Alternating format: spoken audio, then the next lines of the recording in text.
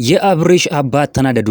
በጣም ተናደዱ ማለት ነው። ለምን ተናደዱ የሚለውን በዚህ ቪዲዮ ለመነግራችሁ ይሆናል። እንግዲህ ለምንድን ነው እንደዚህ የሚያደርገው? አብርሃም እንደዚህ ለምንድን ነው የሚያደርገው? ልጄን ለምንድን ነው እንደዚህ የሚያደርገው ሲሉ ተናግረዋል ማለት ነው። እውነትም በቃ ሩታን እንደ ልጃቸው ነው የሚያዩት። ጋሽዬ የአብርሽ አባት ሩታን ልክ እንደ ልጃቸው ነው የሚያዩት። በጣም ነው የሚወዷት ማለት ነው። አብርሃም ግን እንደዚህ ያደረጋት ነው። አብርሃም ግን እንደዚህ እየበደላን ነው። ስለዚህ እነሱም አይተው ለምንድን ነው እንደዚህ የሚያደርገው? አብርሃም ለምንድን ነው ከኔ ጋር ይጣላል ሲሉ ተናግረዋል ማለት ነው። እኔ ካሁን በኋላ አብርሃም ልጅ አይደለምም ብዬ እምላለሁ ረግመዋለሁ ሲሉ ተናግሯል። እውነት ለመናገር ከሆነ በቃ ጋሽዬ ሀቅ ወዳለበት እውነት ወዳለበት ነው የሚሄዱት። በጣም ነው በጣም ሩታን ይወዷታል። በጣም ነው ሩታ የሚወዱት ማለት ነው። ለምን ሀቅ እሷ ጋር ስላለ እውነት ስላለ ሀቀኛ ስለሆነች ጸባየኛ ስለሆነች ሩሩ ስለሆነች ተንኮል ስለማታቅ እንደዚህ እንግዲህ ጋሽዬ በጣም ነው የሚወዷት ሩትዬ ማለት ነው።